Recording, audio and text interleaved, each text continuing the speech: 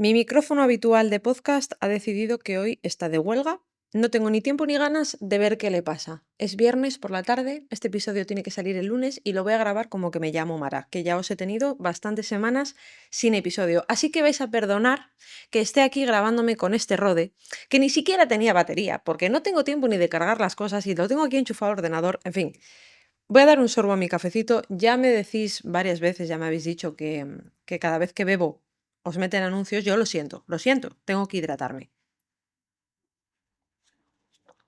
Hace unos años llegó a mis manos una cámara, una Chinon. No me acuerdo del modelo, la tengo aquí detrás, pero por no girarme no os lo voy a decir. Una Chinon Reflex, analógica, de película.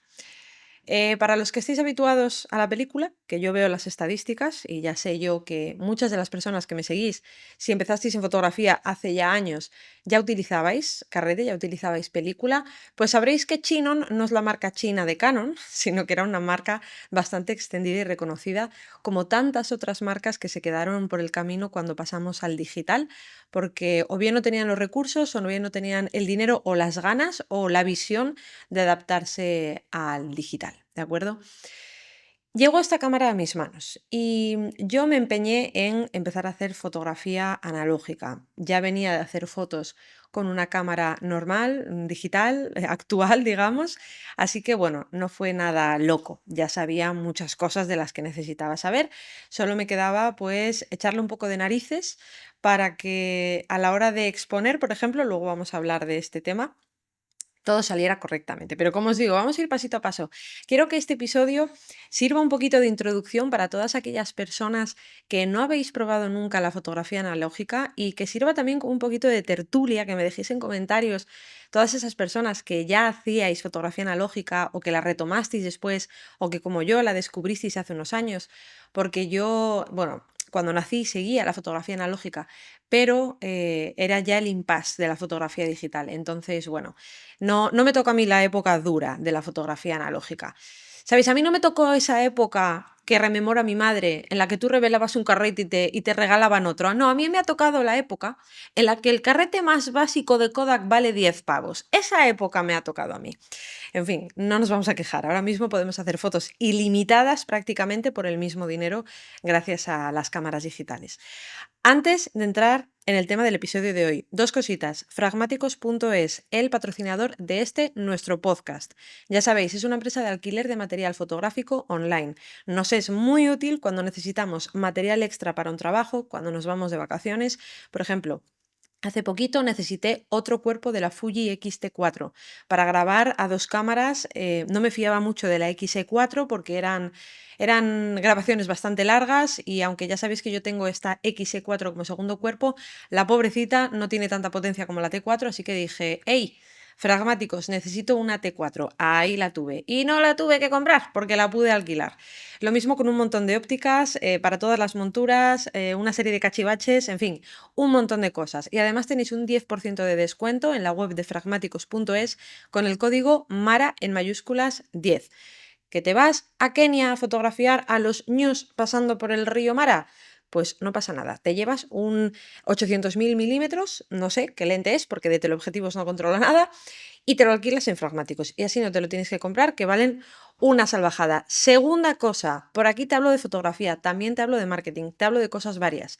Pero si quieres conocer de verdad los entresijos de mi negocio, cómo consigo lo que consigo, cómo hago lo que hago, cómo gano, en fin, el otro día os envié una newsletter en la que os contaba de inicio a fin cómo planteé unas sesiones que hago aquí en el estudio, anuales, limitadas, corporativo, cómo llené todas las plazas, la rentabilidad, cómo lo planteé, cómo lo vendí, todo. Ese correo no lo recibiréis nunca si no estabais en la newsletter, pero si os suscribís en maravalderrey.com/newsletter vais a recibir todos los que os envíe a partir de ahora. Dicho esto, fotografía analógica, para no variar, tengo aquí mi chuleta, porque ya sabéis que mi cerebro de chorlito a veces da para lo que da. Antes de empezar un poquito a contaros los beneficios de la fotografía analógica, que parece aquí que me pagan para contároslo, quiero hablar con vosotros un poquito sobre todas esas diferencias, esas cosillas que cambian de la fotografía digital a la analógica, porque hay muchas personas que sí que están muy perdidas. De nuevo, los que venís del analógico diréis, qué cuyons. O sea, ¿de verdad tienes que contar esto? Sí, hay personas que están muy perdidas y sé que muchos de los que me escucháis estáis en etapas muy iniciales de la fotografía, así que vamos allá si os parece. ¿Por qué se llama fotografía de película? Analógica, digamos. Analógica, pues porque no tenemos electrónica, evidentemente sí que hay electrónica en muchos modelos de cámara, sobre todo en los últimos, pero muchas cámaras, como las que yo tengo allí detrás, tengo una Chinon y una Pentax, pues muchas cámaras no les pasa nada si no tienen pilas o no tienen batería. Hay cámaras que necesitan pilas sí o sí para determinadas cosas, pero estas son completamente manuales. No me quiero adelantar, porque sí que es verdad que hay partes que necesitan pilas, pero por lo general son completamente analógicas, manuales, no necesitan batería. Y diréis, ¿cómo dispara? Y esto me parece muy interesante, ¿vale? Porque parece muy evidente, pero no lo es tanto. ¿Cómo puede ser que yo a mi cámara le tenga que poner batería para que me esté grabando, pero en las de allí no le tengo que poner batería para que haga nada? Bien, la energía que necesita mi cámara digital, mi Fuji, para hacer las fotos, se la provee la batería. Sin embargo, la energía que necesitan estas cámaras de carrete para abrir y cerrar el obturador, se la proveemos nosotros mecánicamente al avanzar la película, ¿de acuerdo? Es energía mecánica que se transforma en energía mecánica. En el caso de las cámaras digitales, energía eléctrica que se transforma en energía mecánica. Wow, clase de física aquí, express. Ay, qué rico está este café, por Dios. Bueno, por eso se llaman cámaras analógicas. ¿Por qué se llaman también cámaras de película? Porque tenemos un elemento que no tenemos en las cámaras digitales, que es el carrete, la película, como lo quieras llamar, ¿de acuerdo? Yo lo voy a llamar así indistintamente. Casi empiezo mejor al revés. Cámaras digitales actuales, ¿cómo se hace la foto? Tenemos un elemento que es fotosensible, que es nuestro sensor, ¿de acuerdo? Tiene una serie de diodos que son sensibles a la luz y registran información de forma electrónica, ¿vale? En forma de ceros y unos. Muy en la base, ¿de acuerdo? Muy en la base. Al final la base de toda la electrónica son ceros y unos, pero bueno, digamos que lo hace de forma, pues eso, electrónica, eléctrica, como lo quieras llamar. Pero en fotografía analógica, ¿cómo se registra la foto? De nuevo tenemos un elemento fotosensible, pero el elemento fotosensible es la película, es el carrete. Está hecho de una serie de compuestos químicos que al incidir la luz en ellos, pues hacen cosas, digamos, ¿vale? No soy química, soy física, recordemos, ya a tanto no doy. Hacen cosas, ¿no? Son sensibles a la luz y entonces se imprimen las fotos en ello. Y de hecho, las primeras veces que se hicieron fotos en la historia de la humanidad, ¿no? Esas primeras fotos de hace siglos, esos daguerrotipos, tardaban muchísimo en hacerse porque los materiales, los elementos que se utilizaban, que efectivamente eran fotosensibles, tardaban mucho, o sea, se tardaba mucho en que ese elemento fotosensible captara la luz, lo imprimiera, o sea, era bastante tedioso, bastante tiempo. Hoy en día, o bueno, que en los carretes, ¿no? Ya no se tarda tanto tiempo, de hecho se tardan décimas de segundo, que eso es la velocidad de obturación, ¿no? Y esa es la principal diferencia realmente entre una cámara analógica y una cámara reflex, perdón, y una cámara digital. Así que pierde el miedo a las cámaras analógicas si todavía no las has utilizado, porque vas a descubrir un mundo. Pierde el miedo porque esta es la diferencia esencial, ¿de acuerdo? Luego, ¿qué tenemos? Pues los ajustes básicos de fotografía de toda la vida. Diafragma, lo mismo. La apertura de diafragma depende del objetivo. Hay lentes analógicas que se pueden utilizar en cámaras digitales y viceversa. Hay lentes digitales que se pueden utilizar en cámaras analógicas. Es exactamente lo mismo. Velocidad de obturación, exactamente lo mismo de nuevo. La diferencia esencial dentro de la velocidad de obturación es que sí que es verdad que en las cámaras actuales digitales tenemos más rango, digamos, de velocidad de obturación para escoger, ¿de acuerdo? No estamos tan encorsetados. Sin embargo, en las cámaras analógicas sí que tenemos unas velocidades concretas. Normalmente las velocidades más altas suelen ser de 1 partido 1000 o 1 partido de 2000 como mucho. Y eso realmente parece que no, pero te limita bastante. Si tú estás haciendo retratos a pleno sol, por ejemplo en la playa, ¿no? Y quieres utilizar f1.8, es muy probable que con una cámara analógica no puedas. Ahora vamos al tema del ISO, el ASA y demás, pero es muy probable que no puedas porque la foto te va a quedar quemada. ¿Por qué? Porque las máximas velocidades que tenemos pues son normalmente de 1 partido 2000 en torno a ese número, ¿no? Sin embargo, tú en una cámara digital puedes disparar a 1 partido 8000 si te da la gana. Y hay cámaras que tienen velocidades absurdamente altas, o sea, pero muy altas. No recuerdo qué modelo fue el otro día que vi, que tenía una velocidad de obturación la más alta, que digo, ¿por qué? O sea, ¿para qué sirve esto? Seguro que sirve para algo, porque si no, no lo hacen. Pero ¿para qué sirve esto, no? Ahora os meterán un anuncio, porque voy a beber. Si meten anuncio ahora, porfa, decídmelo. Bien, esto en cuanto a la velocidad de obturación, pero esencialmente es lo mismo, de nuevo. Apertura de diafragma, velocidad de obturación, es lo mismo. Ahora viene uno de los cambios más sustanciales, ¿no? Que es la sensibilidad. Vamos a dejarlo en sensibilidad, porque en las cámaras actuales se llama ISO, en las cámaras de carrete se le solía llamar ASA. ¿Qué es el ASA? Pues es simplemente la sensibilidad del sensor. Hoy en día podemos, del sensor, sí, del carrete. Hoy en día podemos decirle al sensor cuán sensible queremos que sea. Oye, quiero que seas muy poquito sensible a la luz porque hay mucha luz. O, oye, quiero que seas muy sensible a la luz porque hay muy poquita luz. Y entonces encontramos carretes de ASA 100, ASA 200, 800, 3200. Cuanto más alto sea el ASA, por lo general, más caros son, más difíciles de encontrar. Entonces, que tú pones un carrete con un asa concreto en tu cámara, tienes que tirar todo el carrete sabiendo que tú tienes un asa 200, me lo invento, asa 400. No es como ahora, que tú dices, voy a hacer una foto en una sesión de lo que sea, ¿no? Y ahora hay luz, ahora no hay luz. Ahora pongo flash, ahora, ojo, cuidado. Con la fotografía analógica no es así. Estás mucho más limitado. Ahora que hablo del flash, por cierto, en fotografía analógica, evidentemente también puedes utilizar flash. Yo he hecho sesiones con flash y de verdad es que es una gozada. O sea, vosotros quedaos, al terminar de escuchar este episodio, con que la fotografía analógica es una auténtica gozada, más allá de que te aporte o no te aporte. Voy a ir revisando que esto esté grabando el micro, no vaya a ser que se me apague.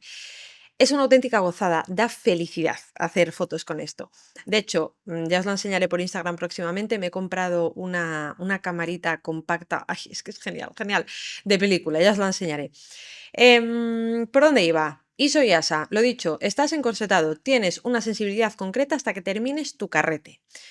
Claro, aquí también viene porque digamos que las cámaras son estancas, las de fotografía, estancas en cuanto a que no les entra la luz, ¿de acuerdo? En cuanto a fotografía analógica, porque es sensible a la luz el carrete. Y si tú lo enseñas a la luz, lo velas, ¿no? Que se suele decir. De hecho, hay fotógrafos actuales de fotografía analógica que las pasan putas porque puede ser que al pasar tus carretes por un control en un avión, ¿no? Antes de embarcar, los rayos X puede ser que, entre comillas, velen, porque no deja de ser el carrete. No deja de ser radiación también electromagnética, igual que la luz que me está iluminando a mí ahora, la luz del espectro visible, la que podemos ver, y que pues, puede ser que interfiera con estos elementos químicos fotosensibles, ¿de acuerdo? Pero bueno, esto es una anécdota. Em, Esto en cuanto a los ajustes habituales. Claro, ¿qué pasa? Luego hay unos ajustes concretos dentro de fotografía, en la fotografía digital, que son, por ejemplo, la temperatura de color, que son, por ejemplo, el matiz, ¿no? Más magenta, más verde. Esto en fotografía analógica va a venir completamente determinado por el carrete. El carrete se va a encargar de todo, se va a encargar de decirte cuál es la exposición que tienes que tener y también cuál es el color que vas a tener. No hay otro. Y entonces aquí ya elegimos entre marcas, elegimos dentro de una marca entre distintos niveles. Por ejemplo, será distinto si fotografiamos con Kodak Color Plus que con Kodak Gold que con Kodak Portra, me lo invento, o Kodak Hectar. El Hectar, por ejemplo, es un carrete muy conocido porque tiene unos colores potentes, saturados, y no se suelen utilizar en retratos, sino que se suelen utilizar más quizá en paisaje. Sin embargo, el Kodak Portra se utiliza, pues, Portraiture, vale, pronunciation de mierda, chaval, en fin, Portra, ¿no? Retratos, portrait en inglés. Se utiliza más para retratos por los colores que tiene y demás. Tienes una gama muy amplia de carretes. También tienes un precio que da miedo verlo. Ha subido. O sea, si vas a empezar ahora en película, me atrevería a decir que es el peor momento. No porque empieces antes o después, sino porque los precios están completamente disparados. Los carretes que yo compraba hace 5 años, antes de la pandemia, a 2,50 y 3,50, ahora valen 10 pavos. O sea, what the fuck, 10 pavos. Y luego encima quieres revelar en un sitio que merezca la pena, tipo Carmencita Film Lab, que es un laboratorio aquí en Valencia que recoge carretes de toda Europa, no sé si todo el mundo, pero de toda Europa sí. Y claro, entre revelar, escanear, si quieres copias, dices, me cago en mi manto, o sea, me ha salido el carrete 36 fotos a 50 pavos. Efectivamente, y lo pagas con gusto porque mola que te cagas. Pero bueno, que es una pasta, ¿vale? Tenlo en cuenta. De hecho, hay un hashtag en Instagram que utiliza la gente que sube fotos en analógico, que, bueno, viene a decir, no tengo dinero porque utilizo película para hacer mis fotos, pero en inglés, no recuerdo exactamente qué frase es. Vamos a continuar por aquí. Vale, lo del sensor, el carrete, que lo tengo por aquí apuntado, ya lo hemos comentado. Y claro, ¿cuál es la diferencia más evidente cuando tú miras una cámara analógica? Que no tiene pantalla, evidentemente. De hecho, bueno, y os pasará a muchos que fotografiéis también en analógico. ¿Qué haces según haces una foto en analógico? ¡Pum! Miras la parte de atrás para ver la foto y luego dices, estúpida, que no hay pantalla. No puedes ver nada hasta que lo reveles. Y claro, esto es bueno y es malo. ¿Por qué es bueno? Entre otras cosas porque te obligas, para empezar, a disparar menos fotos, ¿vale? A pensarlas más. Y además de pensarlas más, también consigues en general depurar más tu técnica fotográfica. Porque si piensas más, al final, por lo general, vas a conseguir mejores resultados. De nuevo, por lo general, el otro día me preguntaba una chica si yo creía que el gusto se nace con él o se entrena.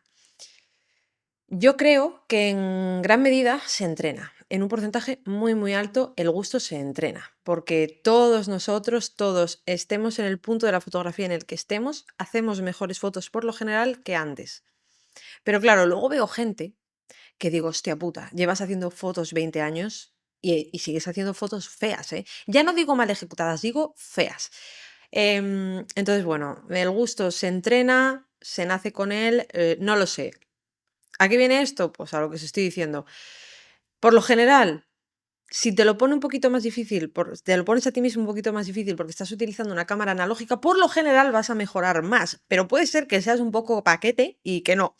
No digo nada, no digo nada porque tampoco soy yo aquí la mejor fotógrafa del mundo mundial. Pero bueno, por lo general vas a mejorar, ¿vale? Vas a saber pensar mejor. Vas a saber no solo componer mejor, sino saber mejor cómo funciona la luz, ¿de acuerdo? Me lo invento, un contraluz, una situación de luz muy concreta y bastante fastidiada, porque sí o sí va a pasar una de estas dos cosas. O bien algo nos va a quedar subexpuesto, incluso sin información, completamente negro, o bien algo se va a quemar. Por lo general, solemos optar por la primera opción, a no ser que el sujeto principal sea lo más importante, pero por lo general, cuando hacemos una foto a contraluz, suele ser precisamente para resaltar ese contraluz. Entonces, a los sujetos que están en primer plano, normalmente los dejamos subexpuestos o incluso negros. Claro, eso con una cámara digital lo ves muy fácilmente.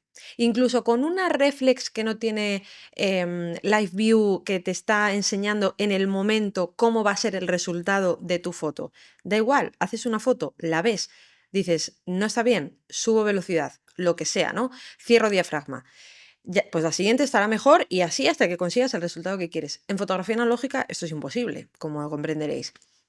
Y entonces te toca entender mucho mejor cómo funciona la luz. Te toca entender que el sol te está dando directamente al sensor de la cámara. Así que por mucho que tú veas que los elementos principales o pienses van a quedar oscuros, tú vas a tener que fotografiar como si hiciera un sol completamente vertical que estuviera iluminándolo todo, porque si no, se te va a quemar la foto. Y aquí también juega un papel muy importante la cámara que estemos utilizando analógica. Las cámaras analógicas, por lo general, tanto las compactas como las reflex, ¿de acuerdo? Que me parece muy interesante también lo del reflex, vamos a hablarlo ahora, aunque esto ya lo hablamos en otro episodio también muy interesante en el que hablamos de la física detrás de la fotografía. Bueno, las cámaras analógicas, a no ser que nos vayamos muy, muy, muy, muy atrás, por lo general tienen integrado un exposímetro, ¿de acuerdo? Bueno, una especie de sensor, diodo, como quieras llamarlo, que sirve para recoger la luz ambiente y que la cámara te diga si los ajustes que tienes son los idóneos. Pero puede ser que eso no suceda. Puede ser que estés, como te digo, en una situación de contraluz muy fuerte y eso no te sirva. O puede ser, como es mi caso, que tengas de ambas cámaras reflex este sensor, ¿no? Este fotómetro averiado. Y entonces la cámara funciona perfectamente, con la cámara puedes hacer absolutamente todo, pero la cámara no te da información sobre la luz que hay en la escena. Y para esto tenemos varias soluciones. La última, de verdad, te va a flipar. O sea, es que me encanta, me parece preciosa, redonda y genial. Primera opción, cómprate un exposímetro de los de toda la vida de estudio. Pros de estos, funcionan de puta madre. Contras, es caro, sobre todo si eres amateur, y es incómodo, porque si tú quieres hacer una foto a una persona, quieres hacer fotografía callejera, quieres hacer una foto a una persona que está en un banco, ¿qué vas? A esa persona con el exposímetro así y le dices, a ver, quiero hacer una foto con estos ajustes, entonces tengo que poner, pues bueno, tampoco feo, ¿no? Y pierde un poco la gracia. Tercera opción que tienes, creo que es la tercera, no lo sé, porque no sé contar a veces, chicos, ¿qué le vamos a hacer? Hay aplicaciones de teléfono que funcionan muy, muy bien. Si buscáis algo así como exposímetro fotografía, algo por el estilo, el propio móvil te da toda esta información y funciona por lo general bastante bien, ¿de acuerdo? Independientemente de la gama de vuestro móvil.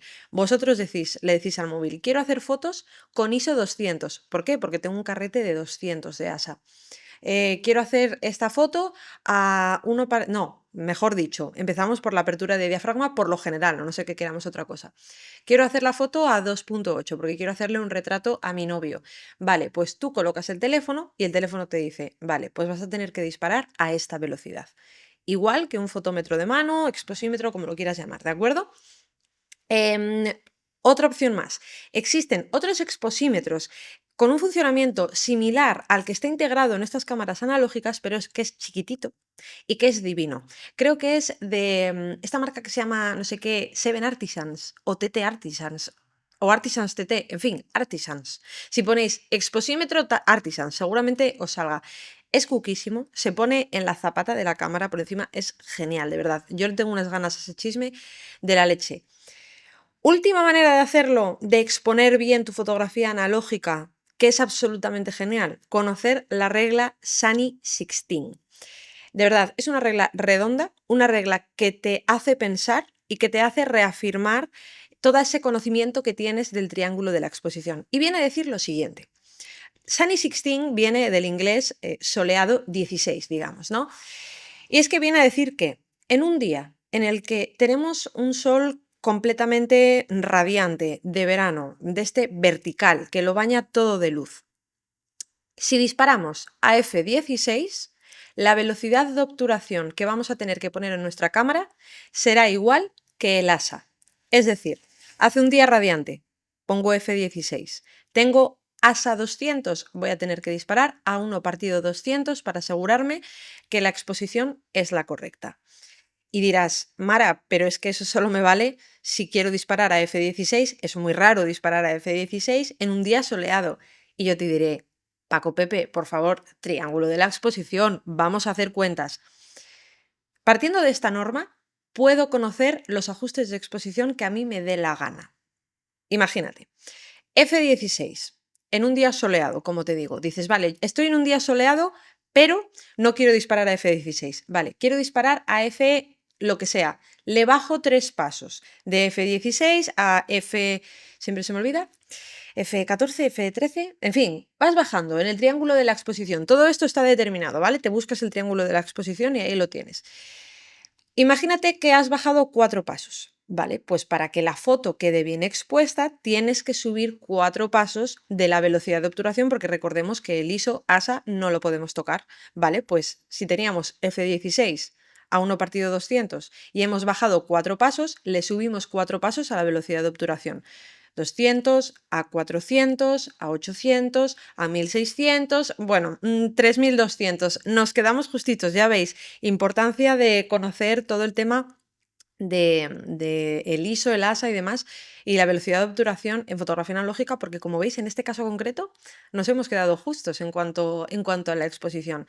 En cualquier caso, hemos partido de esta regla de Sunny 16 y ya conocemos los ajustes que debemos tomar para bajar 4 pasos de Sunny 16 simplemente con hacer unas cuentas rápidas.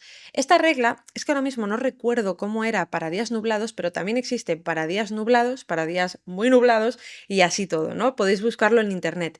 Y también lo mismo, para un día en el que haya una luz no sé cómo, pues si tú tienes un F no sé cuánto, tienes que disparar a uno partido el asa de tu carrete.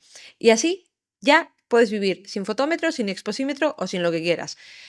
¿Que no tienes dinero y que tampoco te apetece hacer cuentas? Aunque te invito a hacerlo porque vas a reafirmar, como te digo, este triángulo de la exposición. Pero que no quieres, te descargas la aplicación de exposímetro en tu móvil y a correr, que además es muy útil. A ver, es muy útil, pero no nos vayamos a engañar. También le quita un poco de gracia al asunto, ¿no? Porque estás haciendo fotos en analógico, que mola, todo tal, y de repente sacas el teléfono y dices, ah, vale, así es como va a salir bien. Bueno, se le quita un poco la gracia y un poquito el reto a todo esto, ¿no? Y básicamente todo esto era lo que os quería contar sobre fotografía analógica. Perdonad, ¿cómo se nota cuando tomo café que me empiezo a acelerar y empiezo a hablar muy rápido? En realidad me decís que los podcasts os gustaría que duraran más, pero con lo rápido que hablo a veces, o sea, condenso la misma información que otra gente, pero en la mitad de tiempo. Bueno, cierto, que se me olvidaba. Dentro de la fotografía, lo del reflex. Espérate, que esto es muy interesante. ¿Por qué se llaman cámaras reflex? Porque, ojo, hay cámaras reflex actuales, pero también las había analógicas. De hecho, las analógicas son las precursoras de las actuales.